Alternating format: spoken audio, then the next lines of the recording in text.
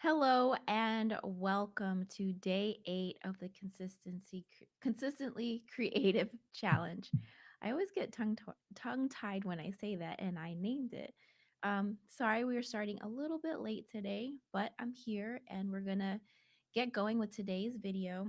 So, my name is dijarenuka. I'm an actor and a filmmaker, and I wanted to create this consistency challenge for being creative. And I particularly wanted to take my consistency to the next level. And then I thought, I know there's other people out there who want to be more consistent with their work and do the thing that God has called them to do. And that's why I wanted to do this, because I just believe so strongly that the world needs what God's telling you to create, the good thing that He's telling you to create. And we need a lot of encouragement sometimes. And so, specifically today, what I want to talk about is very paramount to this whole issue. And I want to talk about resistance. This comes from a book by Stephen Pressfield, who's a screenwriter, and it's called The War of Art. So you might have heard of The Art of War by Sun Tzu, but this is called The War of Art. And he just talks about what resistance is, what it does, and how to overcome it. And so I want to combine that with the things that I've learned over the past 20 years as being a professional creative. And so I want to define resistance for you. I'm just looking down at my notes. The act of fighting against something that is attacking you or refusing to accept something, or a force that acts to stop the progress of something and make it slower. And so we want to fight against resistance, but resistance is a force that acts upon you to stop something or make it slower. And so I like to think about it like this. So if you remember in your physics or science class about um, electrons and currents, so you could have a wire like this or whatever, and electrons are flowing through this wire. If you have more resistance, the electrons flow slower, and if you have less resistance, the flow is greater. And so, what we want to do is reduce the resistance. So, this challenge is here to teach you about different things and techniques and to understand the creative process and how it works to lower the resistance so that when you sit down to work and do that creative work or dance or paint or whatever, that you're kind of prepared in your mind how to deal with that resistance, because you have to fight it every day. Every time you work, you have to fight resistance. And if you think about it, you have less resistance if you say, I'm going to lay on the couch, eat chips, and watch Netflix. So for some reason, there's no resistance to lay down on the couch. There's no resistance to eat potato chips or ice cream or whatever you like. And there's no resistance to stay in front of the TV for hours watching Netflix. No resistance. I would want to question that. I would want to question that. It's it's easier to just like sit around and like hang out with your friends instead of doing your homework or whatever. And there's no resistance, and you kind of want to think about, like, why is that? I think about that.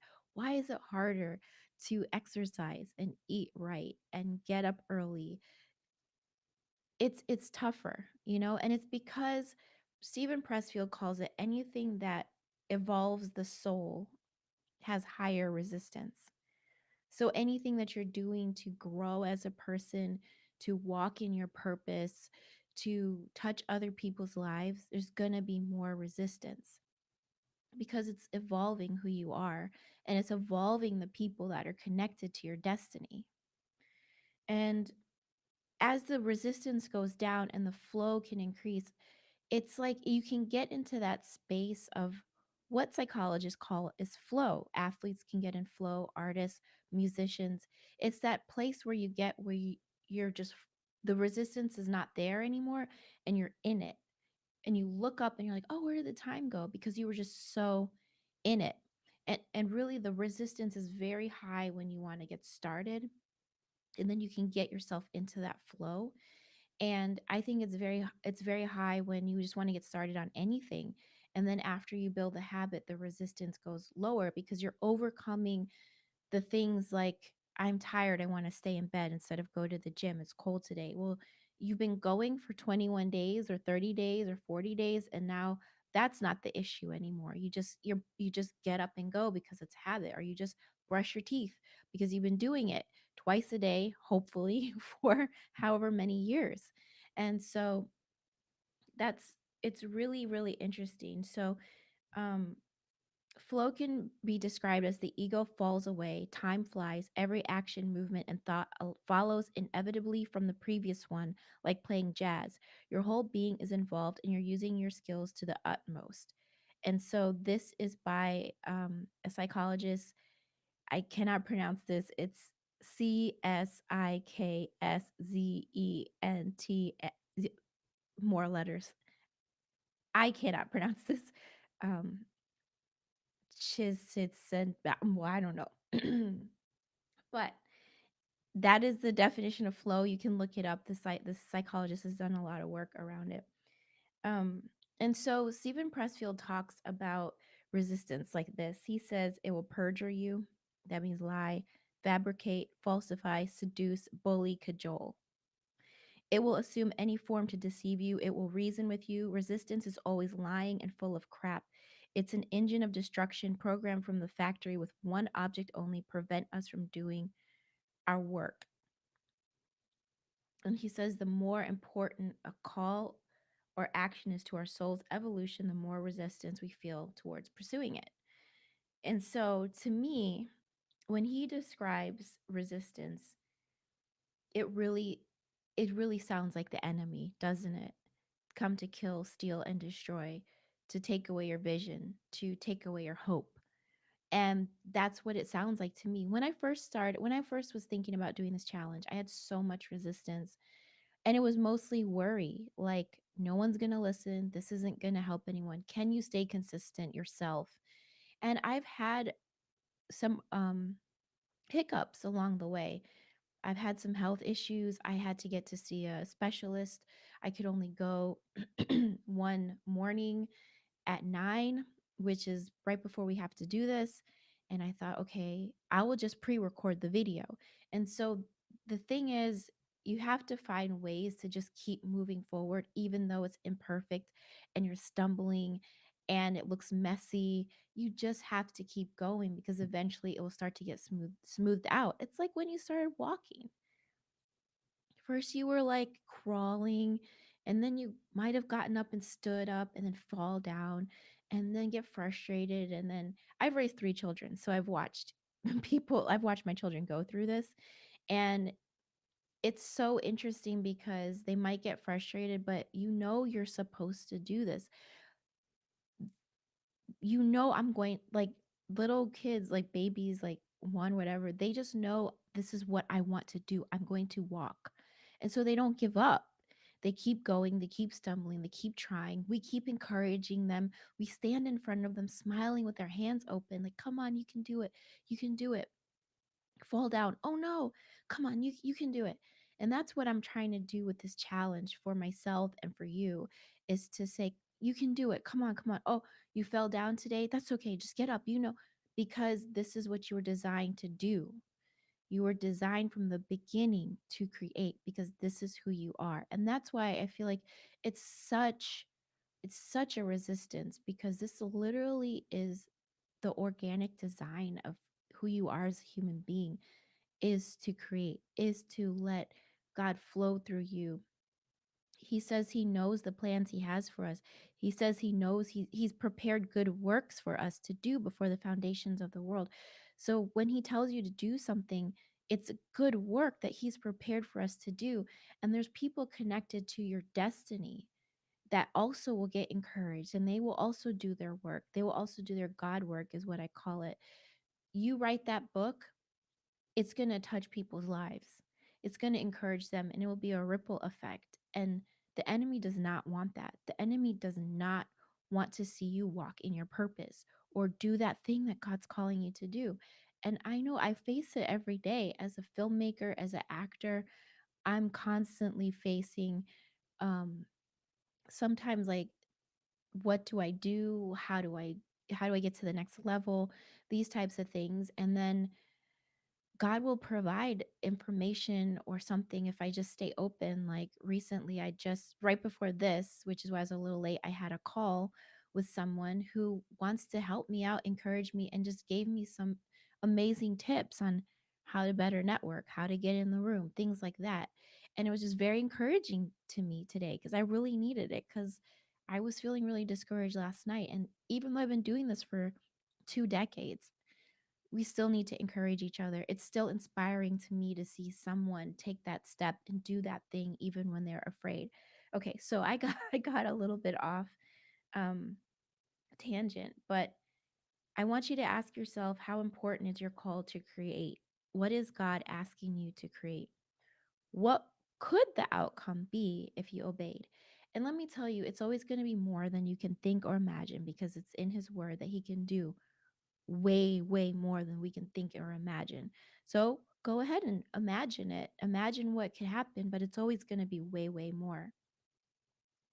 So I just want to like give you a few examples in the Bible. Moses, who freed the millions of slaves out of Egypt, he had a lot of resistance his whole life. Just kind of being adopted, being raised in the palace, knowing he was a Hebrew, battling with the fact that he's privileged and his people are suffering. Then he tries to do something, takes the wrong turn, kills an Egyptian slave master, is banished, goes in the desert, lives for 40 years as a shepherd, kind of like lost. And then God speaks to him, he's afraid, he has a speech impediment.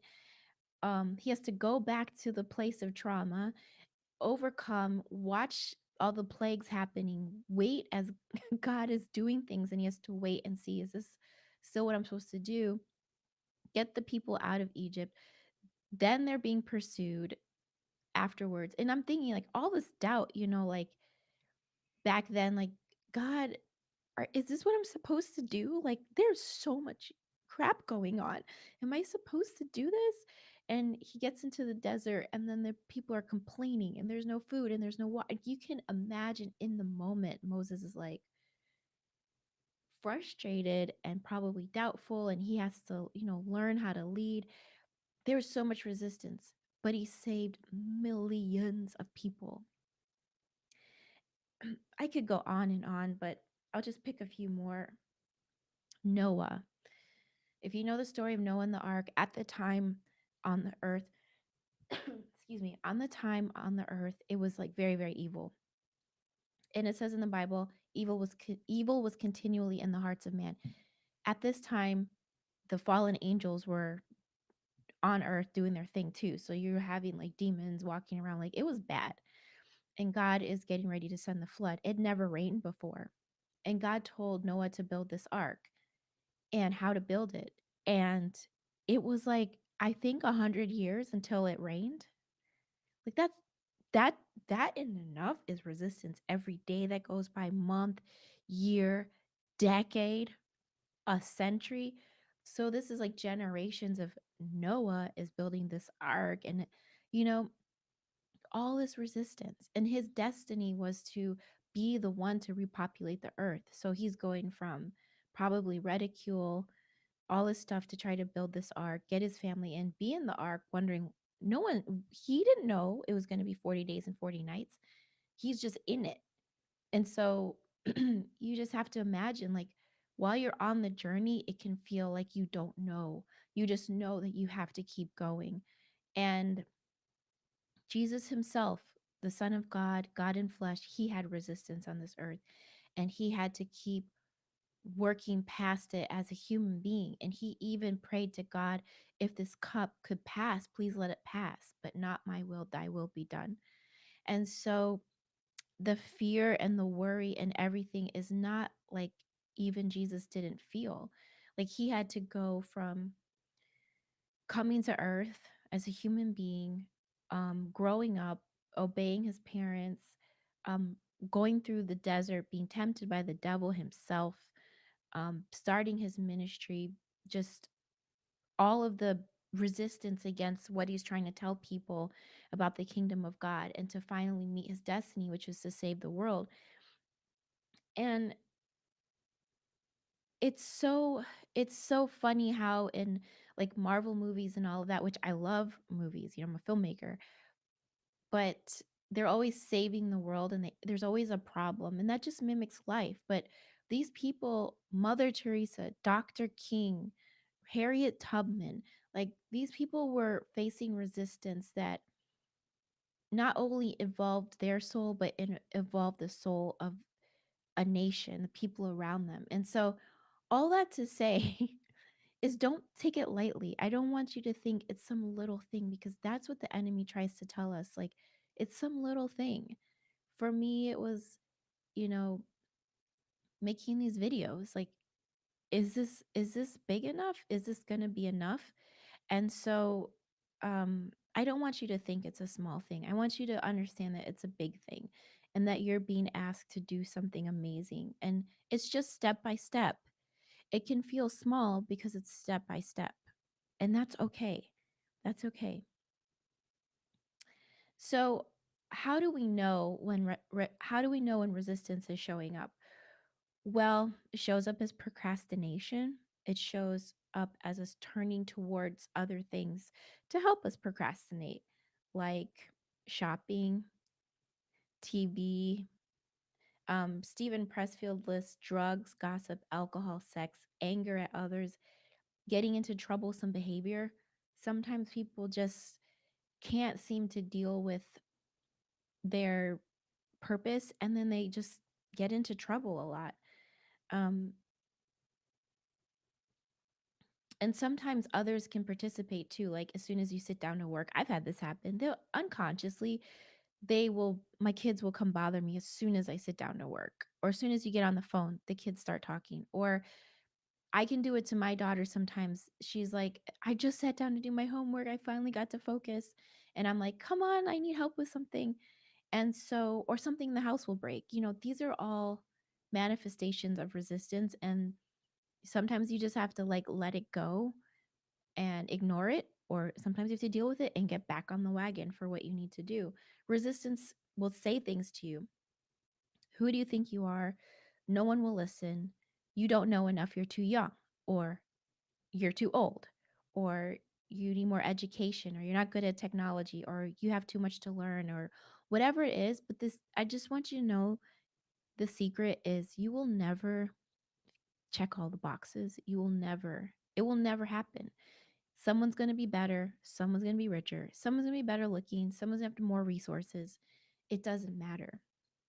Resistance will just try to find that little place of worry or insecurity and just poke on that thing. So I don't want you to ever think like you can ever just cover every single base so that you feel perfectly fine. It's okay. It's just part of it. It's just part of it. Yeah, so what? I don't have a PhD. Yeah, so what? I'm still going to do this because if God told you to, that means you're capable of doing it. You can do all things through Christ who strengthens you. You just got to take the next clear step of the thing that you understand to do next best.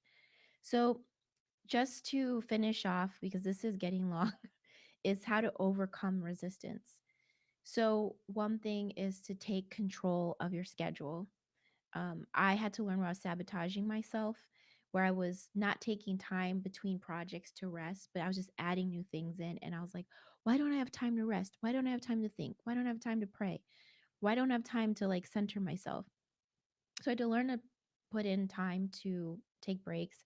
And for me, I have creative days that I don't mix with my admin work. Having a creative practice like what we're trying to develop here is having that time where you can come and try every day and you keep knocking a little bit more of that project out, and that is a way to overcome resistance.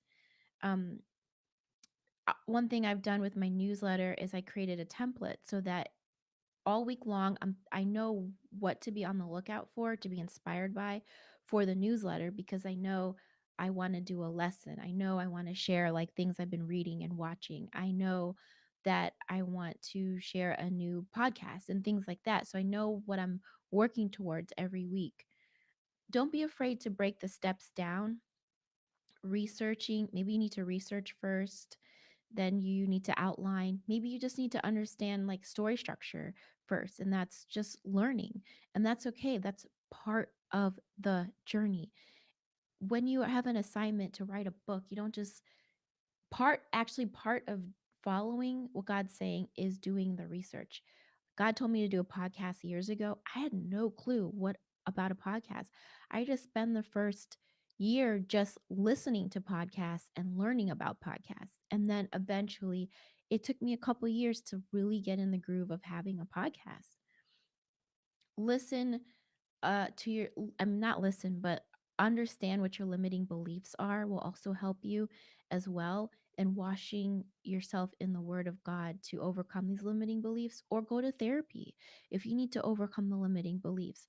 God giving you this assignment could actually be the door to opening up more inside of you, evolving you, growing you spiritually, because maybe in order for you to write the book about the thing that happened to you, you need to go to therapy so you can deal with the thing that happened to you so you can be in the right place to write the book.